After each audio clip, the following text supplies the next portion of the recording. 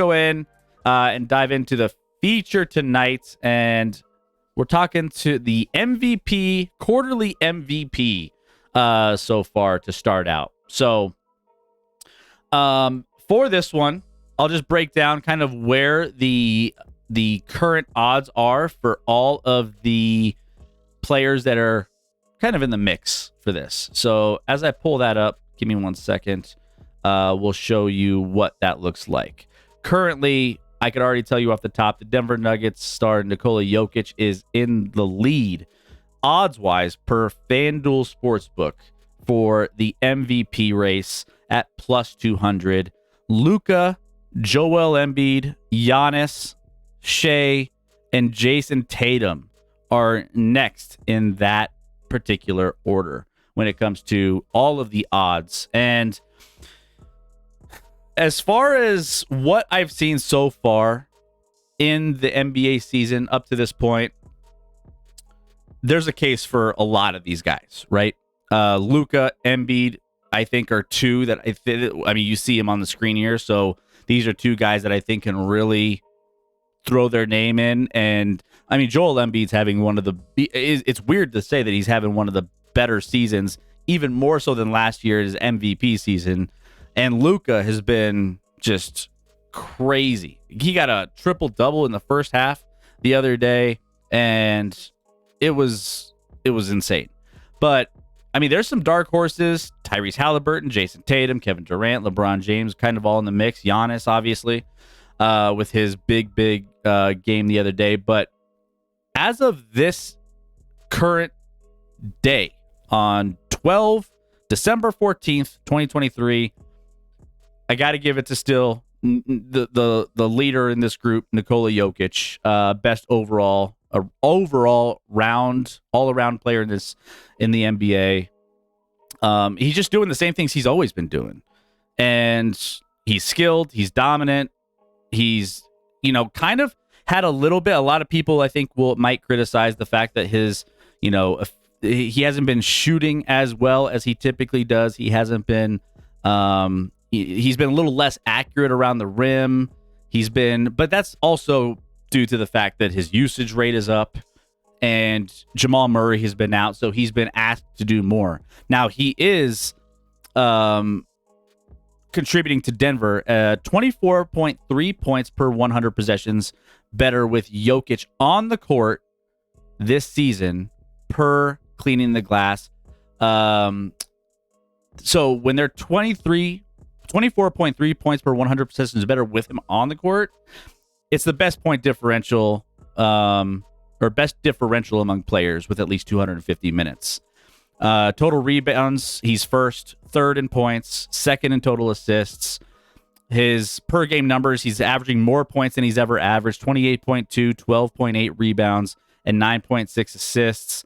He's, if you want to get into all the crazy analytics and the VORP and all that, plus minus, and all that stuff, he's at the top of that too. But, I mean, at this point, it's hard for me not to go. It might be a boring pick. I mean, I'm a Nuggets fan, but, I mean, when I'm looking at the landscape of everything that he's done, especially with a team that's been missing some of the players that are on that roster, I mean, he's just, if he could add, once everyone comes back, some of that scoring output along with everybody else, including, Jamal Murray and Michael Porter Jr. turns it on. I just feel like he would be my pick for MVP at this juncture, quarter of the season in.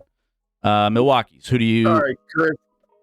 I'm laughing. Like, I was not surprised by that pick one bit. If I wanted to play fanboy, obviously I'm going Giannis. Sure. You take Giannis up the Bucks, they're crap. But in all honesty, my pick, due to recency bias, Giannis has 2, Jokic has 2, Embiid won last year. I think it's Luka's time.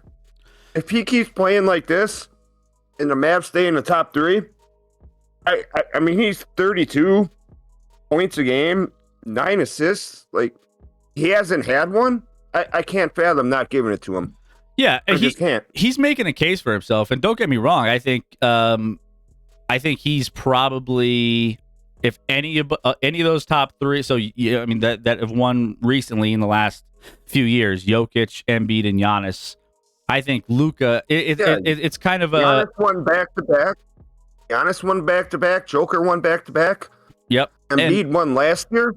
And one of the things that Luka is doing for himself this year, as opposed to recent years, when it comes to the MVP debate, is the fact that he's getting a quicker start on this season with getting the Dallas Mavericks up to a 15-8 record. That Luka, over the last couple of years, one of the biggest things is like, oh, he turns it on even harder, and he makes that case for himself after, we get, a certain point into the season. And it's like, well, if he would have started out the season strong, then that would have been even more of a case for him to be in those conversations. The problem is he hasn't done that in recent years, but he's doing that this year. So, I mean, and again, this is not who I think is going to win it down the line. Do I think Jokic has a good chance? Yes, but like, this is what I think, who has been the MVP up until this point, a quarter of the way into the NBA season. So, yeah. Like I said, if I played fanboy, I'm voting Giannis. You playing fanboy, you're going Joker. It's not just of those two off their teams, they're significantly worse.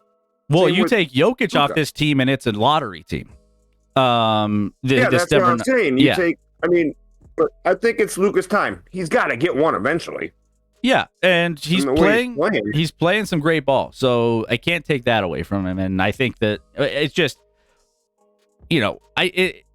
maybe I've just been so ingrained in all the things that I see from a Denver Nuggets standpoint of when Nikola Jokic is off the floor, or when he's on the bench, and we got our other team kind of trying to stay afloat.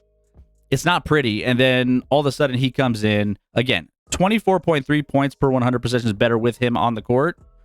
That's substantial. It's the best differential of among any players in the NBA. So it's just that MVP for me is how much you matter to that team. And if you were taken off that team, what would it look like? And I think Jokic moves the needle heavily for them. What would that team look like? They won the NBA championship last year. What are you trying to talk about? What do you mean? The team is a stud. Oh yeah, he's a stud, 100%. So he would just be my pick. If I had a vote at this point, it would probably be Nikola Jokic at this one. I'll go Luka. That's my vote. Let's see. Keep close. Milwaukee's cooking right now. Everyone's loving your MVP pick. With Luka. There you go. All right.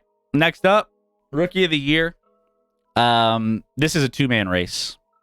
Pretty much. There's not really a point to put up anybody else because it's going to be one of these two, most likely. And these two have been posting up roughly comparable surface stats all season long. It's been an absolute blast watching these guys play. Now, we have two teams going in two different directions, though, with their young superstar, and that's Chet's on a team that's winning in Oklahoma City, who have been very, very good over the course of this first part of the season. They're number 2 in the West with a 15-7 record, whereas the San Antonio Spurs have lost 18 straight. But yet, hey, Wemby's still balling out. Wemby's still doing his thing. And I think the difference for me on this one is mainly, I think the fit is going to help Chet Holmgren with the team around him and what he's been able to do. I think it's just going to help him slightly more on this one. Now, I just think that Chet Holmgren, based on the fact that he's delivered everything for the Thunder and then some, he's been everything they needed him to be and then some. He's tied for second in the league in block percentage, only behind Victor Wembanyama. He drills catch and shoot threes at a 42% clip. He hits free throws at a higher percentage than Trae Young.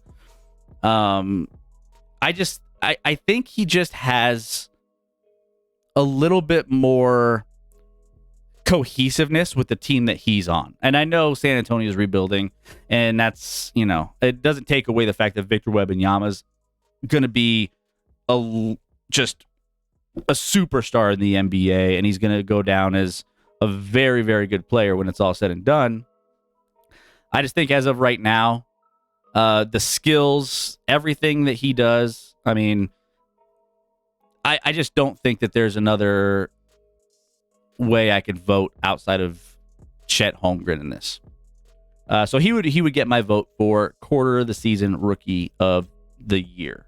Quarter rookie of the year. Quarter rookie, whatever. Austin texts girl, I picked Scoot Henderson at the beginning of the season, but he's been horrible. Scoot's been bad. Scoot, his shooting has been his shooting has been rough. Let's see. Let me go ahead and read some more of this chat. Sherman just said on broadcast the Chargers should make history and fire Staley at halftime. That's a crazy. I'm glad I'm not watching. Hey, the over's hitting now. But yeah, I think Victor Wembanyama, on the other hand, I like what he's doing, and his usage is higher than LeBron James, Damian Lillard's. Spurs defense goes from the worst to about league average when Wemby's on the court. So he does make a difference there too. I mean, I've seen some of the blocks and some of the shots that he's been hitting too. But as far as defensively, his effect on shot frequency at the rim ranks in the 99th percentile. He's incredible with how he's... I mean, you question whether or not you want to go into the lane against Wemby, right? So he's just super, super long. You can't do much about that. So, that's Victor Wembanyama is going to make a nice little run here for Rookie of the Year. I just, as of right now, based off of what I'm seeing from Chet and the Thunder, I just think Chet's the pick here.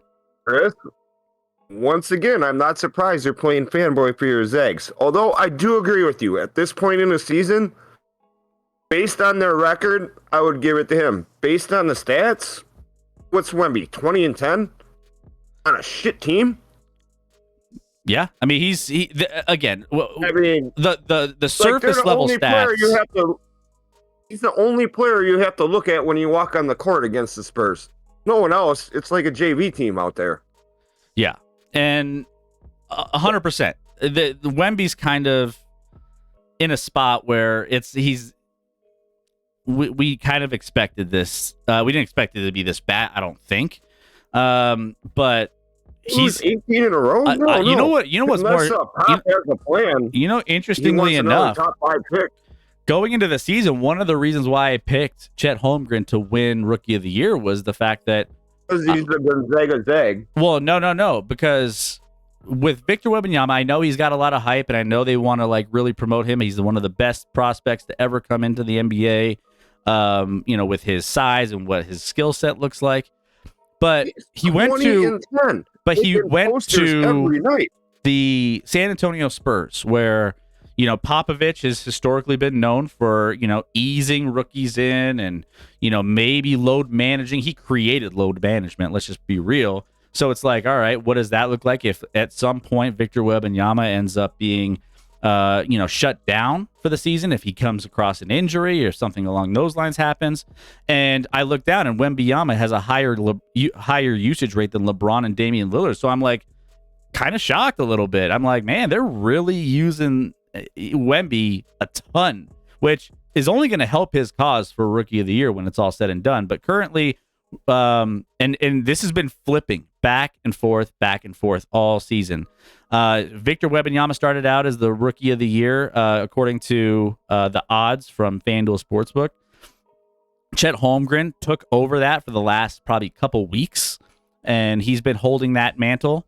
But now, Victor Wembanyama, as of tonight, is the favorite at -150 to win Rookie of the Year. Chet Holmgren plus 105.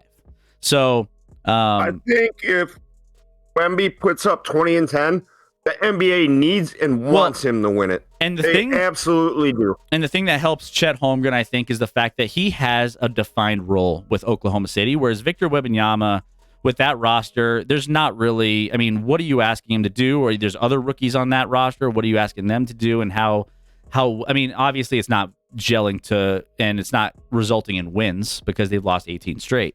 But, I mean, Victor Wembanyama is just kind of they're throwing him out there and he's just getting stats and losing efforts, which is, great. I mean, we could see some of his greatness coming through. So, I mean, it's going to be... If you were to go to New York and sit down with Adam Silver and go, all right, who do we need to win this Rookie of the Year? Chet Holmgren or Victor Wembanyama?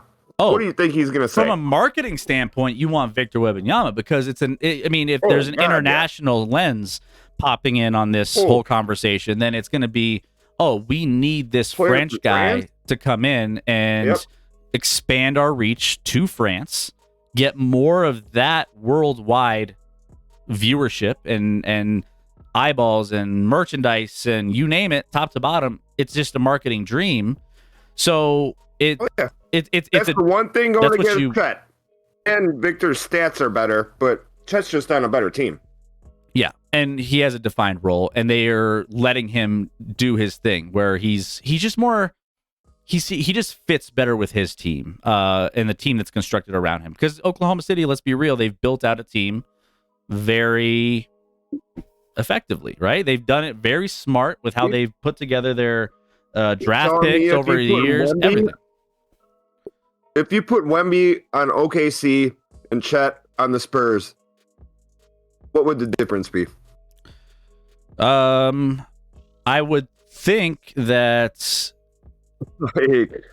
Well, Chet would probably have similar. I think it would kind of be almost similar. I think Wemby would be a little bit more successful in the fact that they would probably define and carve out a role for him, just like they're doing for Chet. So I would say that they're both very, very similar with how they play. Obviously, Chet's shooting at a better clip right now, slightly than Victor Wembanyama, but defensively, I think Victor Wembanyama eyeball test I give him the advantage there. But again, we're splitting hairs. At this point in time, I agree with you. It's Chet. Do I think it'll be that way halfway, 3/4 through the season? No. If Wemby keeps playing like this, it's going to be hard pressed not to give it to him. But he's an elite defender, and he's gotten snappier on defense each game I've seen, says Keep Close. Chris, how many seasons do you think it's going to take for the Spurs with Wemby to be considered competitive? I think it might take 2 or 3 seasons. 3. 2 or 3 seasons. He'll get a top 5 pick next year.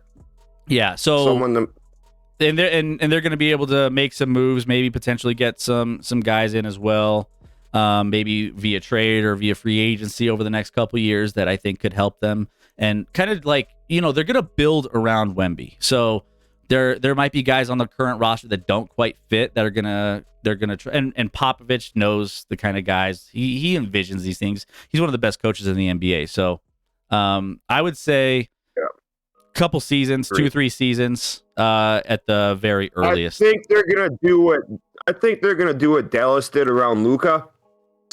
Trade 7 people, rebuild this whole thing. Let's get some guys around Wemby. Have a top 5 pick. Let's go. Let's see. All right. So yeah, I mean, honestly, I didn't. In all transparency, yesterday I looked at Chet Holmgren and Victor Wembanyama Rookie of the Year odds, and it was flipped. And then I was thinking it was going to be the same today. So when I brought it up literally on stream just now, I was a little shocked that it flipped over the course of 24 hours like that. So that's what we're going to see with this all season long. It's going to be flipping back and forth. Victor Wembanyama is going to have a rough, week and they're going to struggle. He's going to struggle statistically, where Chet's going to be better. Vice versa, it's going to flip, and it's just going to be back and forth, back and forth. So we'll see what ends up happening here. By all regards, they're both great players. Both great rookies. Both are going to be in the league and making a difference for their teams moving forward for the rest of their time with those franchises and wherever they go after. The next 10 years. I mean, next 10 years. That's the new blueprint of big men, it seems like. I mean, obviously we've had, the tough, big, centers and things that have been coming into the league, like the Embiids and the Jokic's of the world, who have been very skilled. But now we're starting to get even more of those, those lanky, skinny, tall, skilled, extreme skilled players like Wemby and Wembanyama, which they could do a little bit of everything. So we'll see. All right, most improved player of the quarter. There's a couple players that, and there's more players that I should have included on here as well that aren't on here. But I mean, you can talk about players not shown on here. Alperen Sengun, one of my favorite players. Baby Jokic. He's a baby Jokic out in Houston. He's been absolutely incredible, leading most stat categories for their team. Scotty Barnes is on the odds list for the Toronto Raptors. Kobe White has been balling in Chicago, by the way. Kobe White has just been putting up crazy, like, NBA 2K numbers recently. So two or three names on there, but to me, this comes down to two players overall, and it's Tyrese Maxey. It's Tyrese Maxey and Tyrese Halliburton. What these two are doing is crazy this year. So Tyrese Maxey, if you haven't kind of kept tabs on him, he's averaging career highs across the board.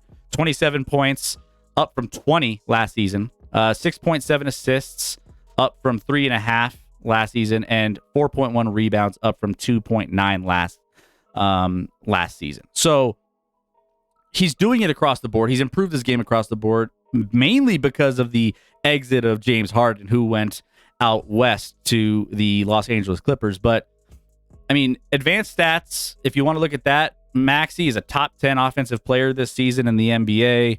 He's just been absolutely taking advantage of everything, and he's been thriving next to Joel Embiid. So, from that standpoint, he's been incredible. Tyrese Halliburton on the other side is just one of the best. I mean, there's a lot of people that you are in the NBA that are very talented, but when it comes to pure playmaking, Tyrese Halliburton, and he might be up there with Jokic and some of these other top playmakers in the NBA.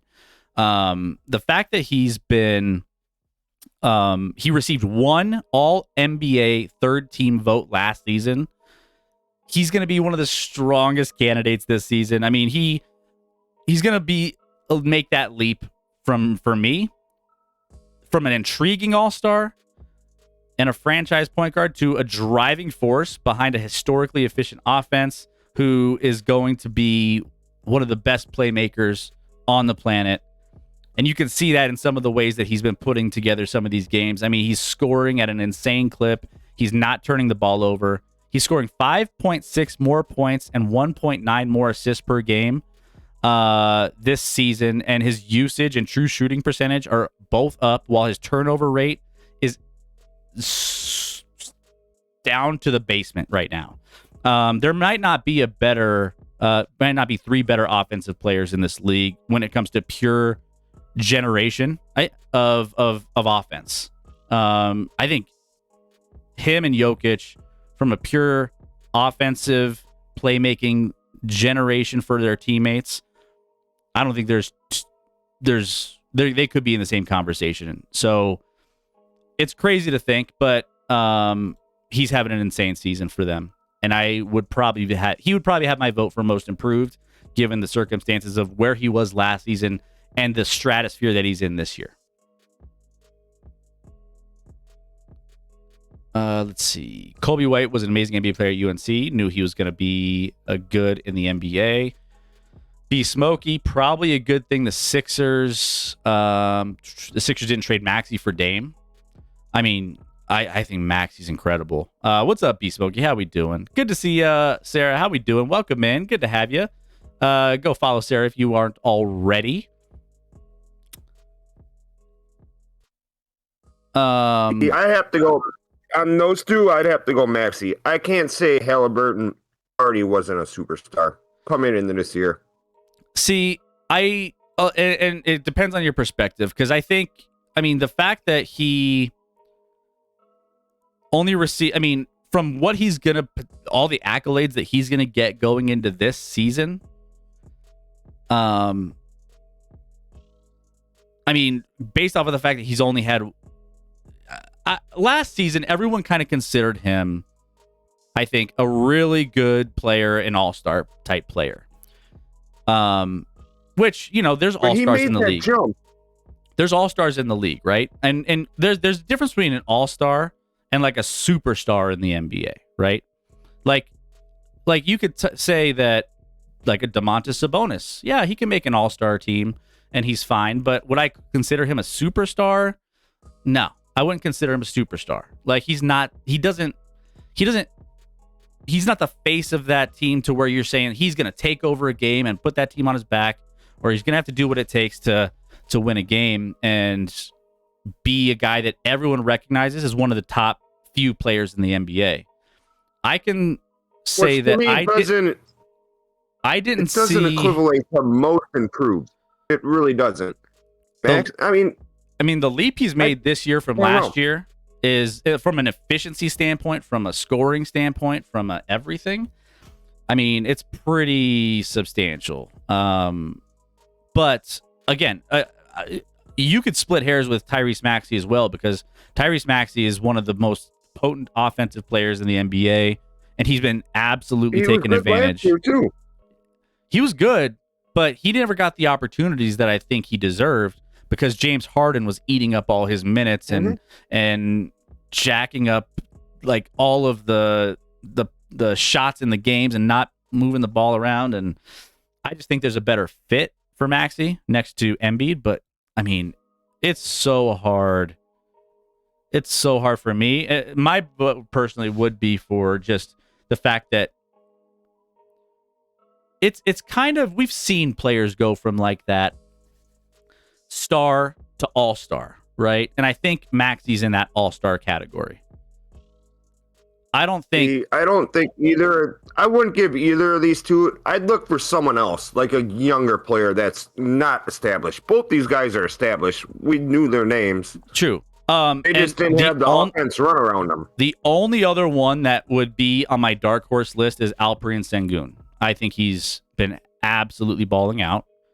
Sengun has been having one of the best seasons. This is the best season of his career by far, for the Rockets. And I know the Rockets, you know, we kind of have talked about the Rockets and what they are, and you know, I mean, they're in the 7th spot right now. They're not. It's not like they're flounders at the bottom with some of these others. But you take a look at what Alperen Sengun is doing. He's leading the team in points, rebounds. I think he's got some assists behind Fred VanVleet that he's putting together as well. He's averaging 5.4 assists per game.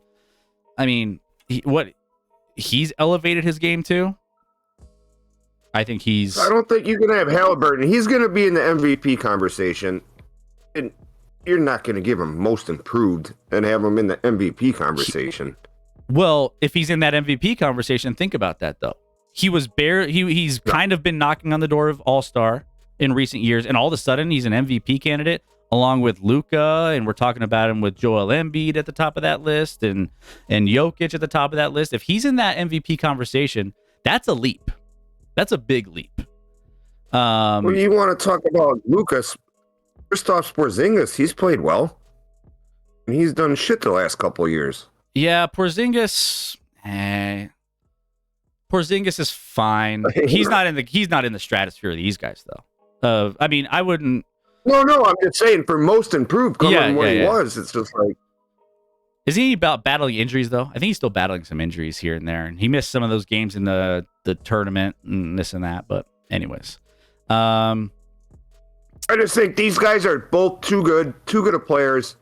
They've been too established to be considered most improved. Although you're going by the betting odds, Well, no, So, I'm taking a look at the betting odds as a supplement to what my argument is for these two. But I mean, these two are guys that have risen dramatically over the course of the last 2 years, to be a top player in this league, top players in this league. So, um, the fact that they're still improving, even with their rise, and they're substantially better than they were last season. I mean, Halliburton to put himself in some of those MVP candidacy, conversations. I mean, that's crazy. That's huge. Hallie just knocked off the Bucks in Boston. He's on his way. Any thought on Jose Alvarado down in New Orleans? I like his play style. I love Alvarado. He's such a fun player to watch. yeah, he is. He's electric. He's been injured too, though. Like I don't. He torches the Nuggets. I'll tell you that. He torches us. If there's one player in this league that I just like, I hate playing against because he's always just putting up like 30 burgers and just dropping everything on us, then yeah, it's probably Giannis. Oh man. Probably Giannis. All right. Defensive player of the year. This is kind of a two-man race as well, in my opinion, for this point of the season. And it's hard not to go. I mean, you want to talk about most improved player that kind of maybe is not getting enough love. Maybe it's Rudy Gobert. Maybe it's Rudy Gobert. I mean, he's all of a sudden fitting in with everything on that team. And we were think about this. When that trade went down, it was arguably one of the worst trades in all of sports history, not just the NBA, sports history. And we were like, what are you doing getting Rudy Gobert? Flash forward to a year later, or this year, and we're talking about Rudy Gobert as one of those linchpins and defensive player of the year. He's fitting. He's maybe not as athletic as he used to be, and maybe not as quick as he used to be, but he's more effective than he's ever been. He fits better than he's ever fit in that whole system, and he's been absolutely dominating defensively. I mean, he would probably get my vote. I think that Anthony Davis is probably in that realm of still being one of the best defensive players of the NBA, but Rudy Gobert, they're both centerpieces of their defenses. Correct me if I'm wrong. When they traded for him, wasn't he the reigning defensive player of the year? I don't know if he was reigning at that particular season. He might have been. I think he was. Yeah, maybe so. But the biggest thing with him was always his offensive capabilities, because he's always been kind of one-dimensional. You know, he'll get some blocks on you, but he's been stepping up his offensive game this year too, the way they've been using him as well. So, I mean, he's undoubtedly the best when it comes to powering his team to what is the best regular season record at the moment. He's helped Minnesota turn into a suffocating defense. They're number one. I mean, you're taking a look at the best defensive unit across the NBA. So you take a look at what makes them a best defensive unit. He's part of it. He's blocking 2.5 shots per game, his highest rate since 2020, 2021. Opponents are shooting only 48% at the rim when Gobert is the closest defender. Only Walker Kessler, strangely enough, has been better among players with at least 100 shots. But, I mean... that has a lot to do with that. Yeah, and honestly, maybe we should be talking about Rudy Gobert as most improved. I mean, think about that. He's been kind of MIA since 2020, 2021, right? Since his highest blocking rate. So, I don't know. It's hard for me to go against what Rudy Gobert. He has, I mean, as much as AD is crazy too, though. AD is one of the best rim protectors. My vote would go AD. He's top two in all major defensive matrix. And I wouldn't fight you on it either. I wouldn't fight you on it. Because, you know, as much as AD is kind of flown under the radar with some of these other defensive players, like really like Gobert, just having a resurgence. I mean, he adds that fierce rebounding to it. He disrupts. Here's the thing with AD that I love defensively that I think Rudy Gobert maybe kind of a little bit take a backseat to him is the fact that AD, he can disrupt pick and rolls. He can block shots outside the restricted area. He can control games without scoring the basket, like away from the rim. He can do a little bit of everything, and he's really good at doing those things. We saw a lot of it defensively in the playoffs last season when they were moving him around and defending in different ways against different opponents. But I mean, he's the closest defender to his when he's the closest defender to a shot in the paint. Opponents make just 45.4% of their attempts. That's second lowest mark in the league among players who have defended at least 100 of them per second spectrum. He's just comfortable all over the floor, which makes him. He doesn't have a cat sitting next to him. Yeah, exactly. That makes a big difference. I mean, they do have some defensive-minded players in LA, so they can throw some guys around, Jared Vanderbilt, and some big bodies and stuff that can defend on the perimeter and help him out a little bit, but don't mention him in the same sentence as Cat. Come on. Well, I'm not comparing necessarily. I'm just saying, like, both teams have set up their rosters to be defensive-minded when it comes to how their point of attack defending and how they like to defend, not only in the paint, but also away from the rim. Let's see. Gobert has improved, still caused coronavirus, and he did get Defensive Player of the Year for defending, for shutting down the NBA. So, I mean, he shut down that. Yeah, he sure did. Who leads in steals? No, my vote would be AD, and you're going Rudy. You can't argue with either of them. You can't argue with either of them. If you were like, hey, AD's the guy, I'd be like, yeah, I don't know if I can argue with that. Like, it's just one of them's gonna play the rest of the year and one of them's not. So yeah, that might come into play. Medic, who leads in steals so far this year? I haven't looked that one up yet. Shea was the last one I saw. Who has been leading most recently? Let me take a look and see if that's still accurate. Yeah, Shea, out in OKC. Donovan Mitchell, Jalen Suggs, but Shea's averaging just under 3 steals a game, which is kind of wild. Let's see. Stifling and McDaniels is so underrated. So yeah, there you go. 2-horse race. Actually, I'm curious real quick to see if there's any other players. I think the only other players that are kind of distant, I mean, it's those two, and then there's a massive gap. We got Evan Mobley. Brooke Lopez is usually up there. Brooke Lopez is 4th on this list. Evan Mobley, yeah. Brooke Lopez, Jaren Jackson Jr., which I thought he would have. The Grizzlies have been a rough team this year, but Jaren Jackson Jr. is down there on that list, and then Giannis right there behind Triple J.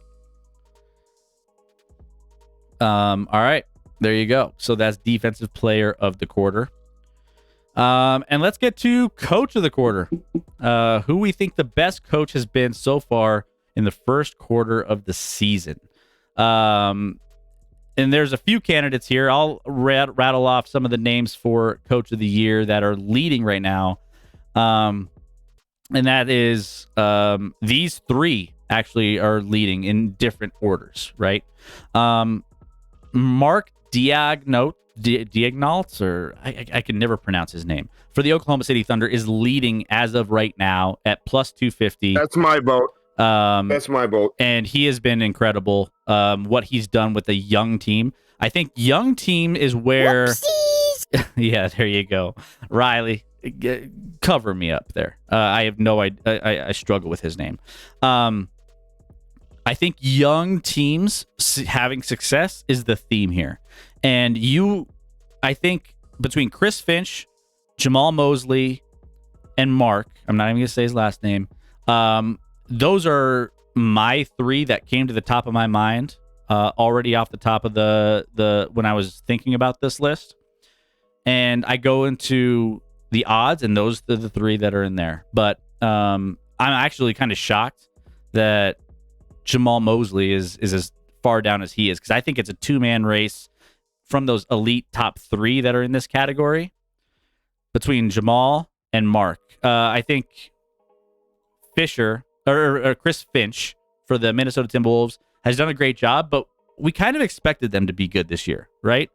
We knew that Minnesota, we didn't expect them to be this good, like leading the West.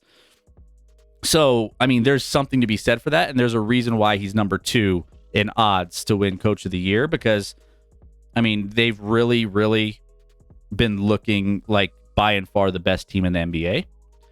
But we kind of, again, we knew they were going to be good. But these other 2 coaches have taken young rosters that have been kind of thrown together and been successful with them. Like, you take a look at what the Orlando Magic are doing under Mosley, and it's kind of shocking.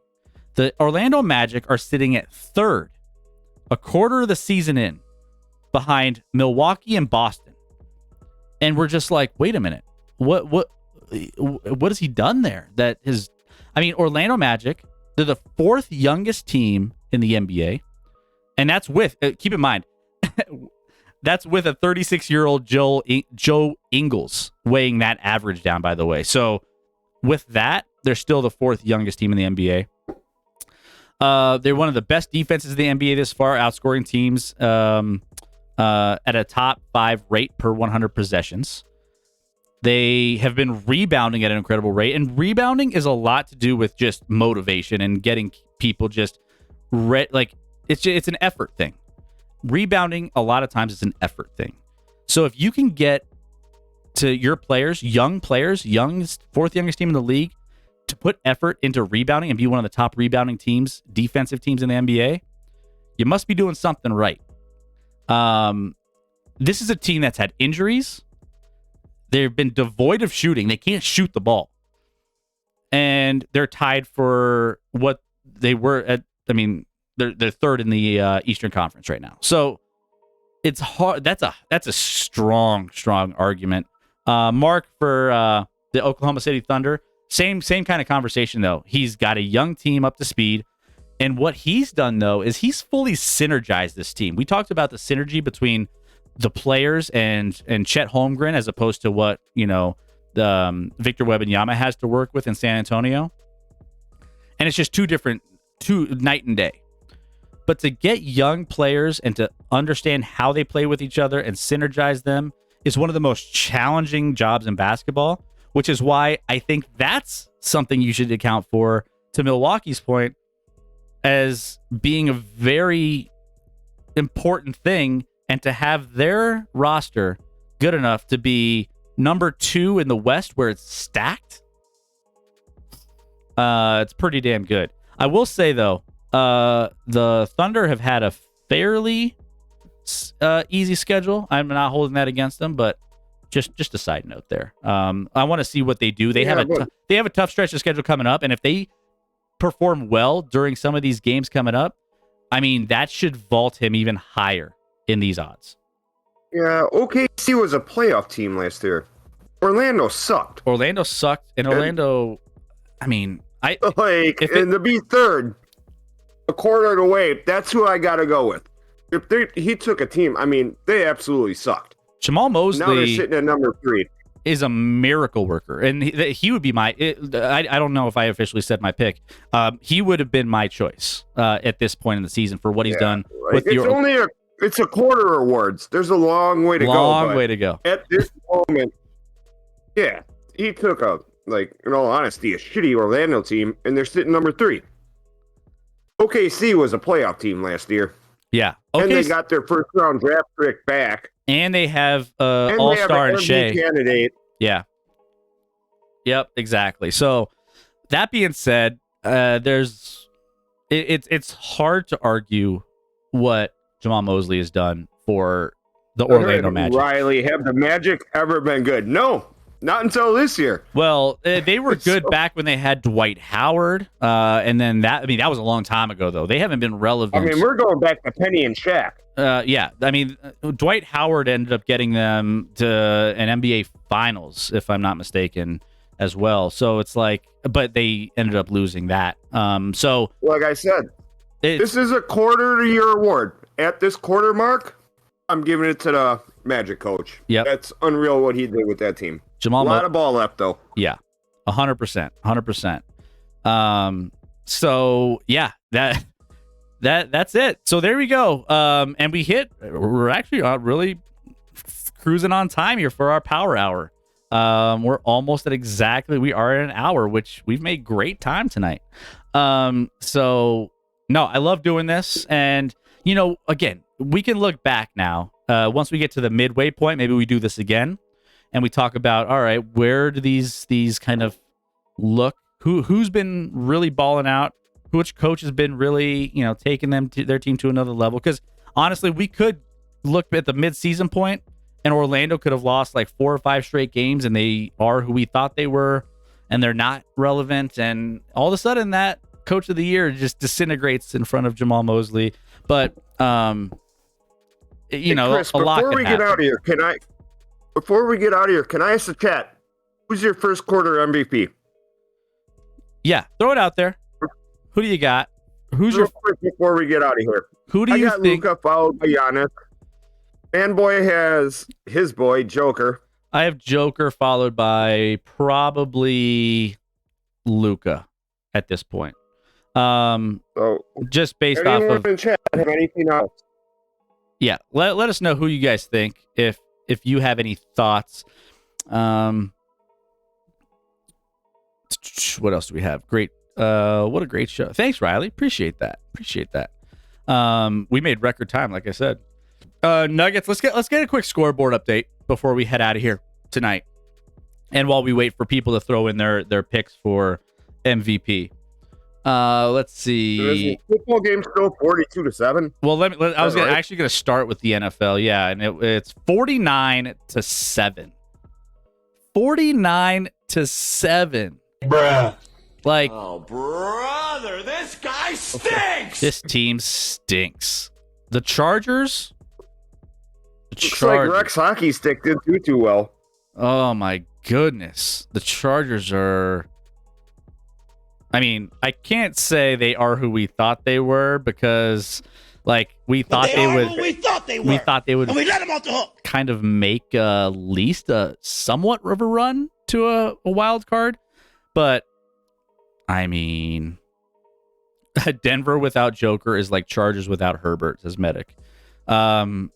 And honestly, even with Herbert, the Chargers were rough. A lot of weeks. Go too far in the chat. We have one for Luka and obviously Medic one's Joker. Yeah, it's hard. It's hard to go against what he can do